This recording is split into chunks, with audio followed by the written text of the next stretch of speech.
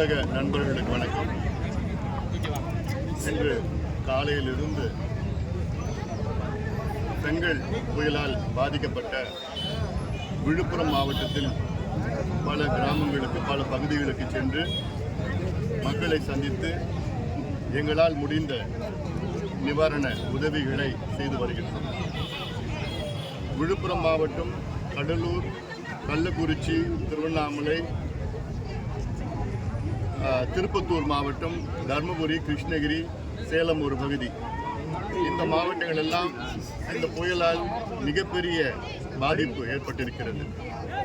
சில கிராமங்கள் துண்டித்திருக்கிறது. இன்னும் அதிகாரிகள் பல கிராமங்களுக்கு செல்ல முடியவில்லை. இந்த கிராமங்களில் மின்சாரம் கிடையாது, குடிப்பதற்கு தண்ணீர் கிடையாது, குழந்தைகளுக்கு பால் இல்லை, உணவு கிடையாது. இது வட தமிழ்நாட்டில் உள்ள கிட்டத்தட்ட 10 மாவட்டங்கள் பாதிக்கப்பட்டிருக்கிறது. முதலமைச்சர் அவர்கள் இன்று காலையில் வருகை தந்திருக்கின்றார். ஒரு 3 இடத்தை பார்த்துட்டு அவர் சென்னைக்கு போயிட்டு இருக்கிறார். இந்த புயல் வரும் என்று எல்லோருக்கும் தெரியும். இந்த புயல் வந்த பிறகு, வருவதற்கு முன்பாக என்ன நடவடிக்கை எடுத்தார்கள், வந்த பின்பு என்ன நடவடிக்கை எடுத்துக் கொண்டிருக்கின்றார்கள், எடுக்கப் போகிறார்கள் என்றெல்லாம் இன்னும் எங்களுக்கு தெரியவில்லை. அதாவது இந்த புயலால் சென்னையை மட்டும், சென்னையில் நாங்கள் 20,000 பேர் வேலை செஞ்சுருக்கிறோம், தண்ணி அப்புறப்படுத்திட்டோம், பம்பு வச்சுருக்கிறோம், இதெல்லாம் போய் சென்னையில் குறிவைத்து தமிழக அரசாங்கம் இவ்வளோ காலமாக கடந்த 3 நாட்களாக சென்னையை குறிவைத்து வேலை செய்தது. சென்னையில் வெறும் 9-10 சென்டிமீட்டர் தான் மழை பெய்யுது. ஆனால்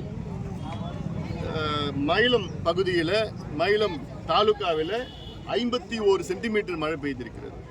திருவண்ணாமலை மாவட்டத்தில் 51 சென்டிமீட்டர், ஊத்தங்கரை, கிருஷ்ணகிரி மாவட்டத்தில் ஊத்தங்கரையில் 52 சென்டிமீட்டர் மழை பெய்திருக்கிறது ஒரே நாளில். அதாவது தமிழ்நாட்டின் ஓராண்டு சராசரி மழை 950 மில்லிமீட்டர். அதில் பாதி அளவு மழை ஒரே நாளில் பெய்திருக்கிறது. மிக மோசமாக இருக்கிறது இந்த பகுதியெல்லாம் இருக்கிறது.